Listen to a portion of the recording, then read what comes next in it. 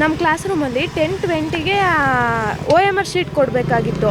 ಅವರು 10-20 ಆದರೂ OMR sheet ಕೊಡ್ದಲ್ಲೇ ಹಂಗೆ 10:30 ಅದುವರೆಗೂ ಇಟ್ಕೊಂಡಿದ್ರು. ಅವ್ರು ಇಟ್ಕೊಂಡಿದ್ದಾರೆ ನೋಡಿದರು. ಆಮೇಲೆ ಕ್ವಶನ್ ಪೇಪರ್ OMR ಕೊಟ್ಟರು.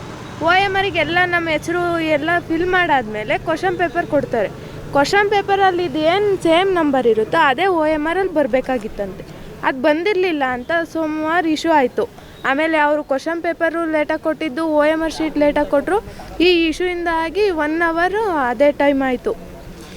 ಇದಕ್ಕೆ ಸಮಸ್ಯೆ ಕಾರಣ ಯಾರು? ಸಮಸ್ಯೆ ಕಾರಣ ನಮ್ಮ ಕ್ಲಾಸಲ್ಲಿ ಇದ್ರಲ್ಲ, ಡಿಪಾರ್ಟ್ಮೆಂಟಲ್ಲಿ ಕ್ವಶನ್ ಪೇಪರ್ ಎಲ್ಲ ಇಶ್ಯೂ ಮಾಡೋದನ್ನ ಲೇಟ್ ಮಾಡಿದ್ದರಿಂದ ನಮ್ಮ ಕ್ಲಾಸ್ ಅವರಿಗೆ ಸಜೆಷನ್ ಮಾಡಿಲ್ಲ, ಅಂದರೆ ಸ್ಕ್ವಾಡ್ ಅವರಿಗೆ ಸಜೆಷನ್ ಕೊಟ್ಟಿರಲಿಲ್ವಂತೆ. ಹಂಗಾಗಿ ಅವರು ಈ ಥರ ಆಗಿತ್ತೆ ಅಂತ ಹೇಳಿ ಇದು ಮಾಡಿದ್ರು. ನಮಗೆ ಎಷ್ಟು ಸಮಸ್ಯೆ ಅಂದರೆ ಟೈಮ್ ಅದಕ್ಕೆ ಬೇಕಾದ ಟೈಮ್ ನಮಗೆ ಸಿಗಲ್ಲ. ಅಂದರೆ ನಾವು ಓದ್ಕೊಂಡು ಏನು ಬಂದಿರ್ತೀವೋ ಈ ಟೆನ್ಷನಲ್ಲಿ ಆ ಟೆನ್ಷನ್ ನೋಡಿ ಅದು ಸ್ವಲ್ಪ ಮರ್ತೋಗೋದಿರುತ್ತೆ. ಆಮೇಲೆ ಏನೋ ಅದರಿಂದ ತುಂಬ ಇದಾಗಿರುತ್ತೆ. ಹಂಗಾಗಿ DC ಮೇಡಮ್ ಬಂದುಬಿಟ್ಟು ಟೈಮ ಎಕ್ಸ್ಟೆಂಡ್ ಮಾಡಿ ನಮಗೆ ಕೊಟ್ಟರು. ಈಗ ಸರ್ಕಾರಕ್ಕೆ ಹಿಂಗೆ ಆಗುತ್ತೆ ಅಂತ ಮುಂಚೆ ಈಗ ಆಗಿರೋದು ನೋಡಿಬಿಟ್ಟು ಮುಂಚೆ ಇದನ್ನ ಬಗ್ಗೆ ತಿಳುವಳಿಕೆ ಮಾಡ್ಕೋಬೇಕು. ಯಾವ್ಯಾವ ರೂಮಿಗೆ ಯಾವ್ಯಾವ ಥರ OMR ಶೀಟ್ ಕೊಡಬೇಕು, ಯಾವ್ಯಾವ ರೀತಿ ಕ್ವಶನ್ ಪೇಪರ್ ಇಶ್ಯೂ ಮಾಡಬೇಕು ಅನ್ನೋದು ಅವ್ರು ತಿಳ್ಕೊಬೇಕು.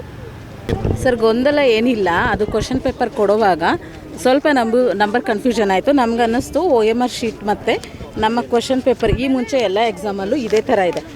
ಏನಂದರೆ ಇಲ್ಲಿ ನೋಡಿ, this is my question paper number and ಇದು OMR ಶೀಟ್ ನಂಬರ್. ಎರಡೂ ಕೂಡ ಮ್ಯಾಚ್ ಆಗಬೇಕು ಅನ್ನೋದು ಈ ಹಿಂದೆ ಎಲ್ಲ ಎಕ್ಸಾಮಲ್ಲೂ ರೂಲ್ಸ್ ಹಾಗೆ ಇತ್ತು. ಈ ಎಕ್ಸಾಮಲ್ಲಿ ಹೇಗಿತ್ತೋ ನಮಗೆ ಗೊತ್ತಿಲ್ಲ. ಸೊ ಏನಾಯಿತು, ಕೊಡುವಾಗ ಅದು ಮಿಸ್ ಮ್ಯಾಚ್ ಆಯಿತು. ಯಾರೋ ಒಬ್ಬ ಸ್ಟೂಡೆಂಟು ಹೇಳಿದ್ರು ಇಲ್ಲ ಮಿಸ್ ಮ್ಯಾಚ್ ಆಗ್ತಾಯಿದೆ ಅಂತ. ಸೊ ಅದರಿಂದ ಎಲ್ಲ ಕಡೆನೂ ಅದೇ ಥರ ಆಯಿತು, ಮಿಸ್ ಮ್ಯಾಚ್ ಆಗ್ತಾಯಿದೆ ಅಂತ. ಸೊ ಇದು ಒಂದು ಕಡೆ ಆಗಿದೆ ಪರವಾಗಿಲ್ಲ. 2 ರೂಮಲ್ಲೂ ಸೇಮ್ ಪ್ರಾಬ್ಲಮ್ ಆಯಿತು. ಮತ್ತು ಒಂದು ರೂಮಿಗೆ ನಾವೇನಿರ್ತೀವಲ್ಲ, ನಮಗೆ 24 ಬಂಡಲ್ಸ್ ಬರಬೇಕಿತ್ತು, 12 ಬಂಡಲ್ಸ್ ಅಷ್ಟೇ ಬಂದಿತ್ತು. ಹಾಗಾಗಿ ಅದೇ ಪ್ರಾಬ್ಲಮ್ ಆಯಿತು. ನಮ್ಗೆ ಯಾರು ಇನ್ವಿಜಿಲೇಟರ್ ಇದ್ರೋ ಅವರು ಕೊಡೋರು ಕನ್ಫ್ಯೂಸ್ ಆದರು.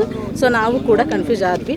ಆ ಪೀಕ್ ಅವರಲ್ಲಿ ನಾವು ಆಚೆ ಎದ್ದು ಬಂದ್ವಿ. ಮತ್ತು ಬೇರೆ ಕಡೆ ಎಕ್ಸಾಮ್ ಆಗೋದು ಬೇಡ, ಇದನ್ನು ಸ್ಟಾಪ್ ಮಾಡೋಣ ಅಂತ ಹೇಳಿದ್ವಿ.